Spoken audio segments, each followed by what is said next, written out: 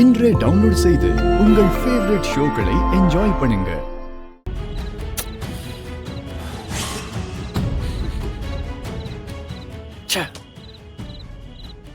என்னடா சிபி சக்கரவர்த்தி, ரொம்ப பதட்டமா இருக்க போல. ஷாக் ஆகாத. ஆமா, உனக்கு தான் தமிழ சுத்தமா பிடிக்காதுல்ல.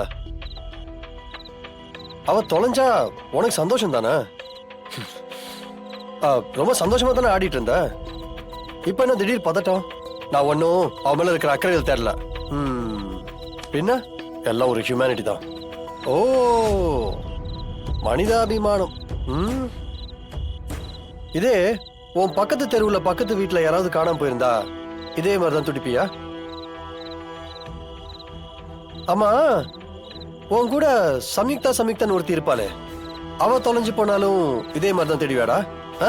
இப்ப என்ன பிரச்சனை உனக்கு? நீ தான் பிரச்சனை. ஏண்டா, மனசுக்குள்ள ஒன்னாவும் வெளியில ஒன்னாவும் நடிச்சு உன்ன நீயே ஏமாத்திட்டு இருக்க? அவன் மேல உனக்கு உண்மையான பாசமே இல்லையா? அக்கறையே இல்லையா? அவளுக்கு ஒரு கஷ்டம் வந்தா உன் மனசு துடிக்காது? அதுக்கு என்ன அர்த்தம்? ஒரு அர்த்தமும் இல்ல. தமிழ் என் வீட்டுல இருக்கிற பொண்ணு. அவ அம்மா மேல, அவங்க ஃபேமிலி மேல எனக்கு பெரிய மரியாதை இருக்கு. அவளுக்கு ஏதாவதுன்னா அவங்க ஃபீல் பண்ணுவாங்கல்ல, அதனாலதான் நான் அவங்களுக்கு ஹெல்ப் பண்றேன். ஏத்துக்க மாட்டேன்ல? ஏத்துக்கவே மாட்டேன்.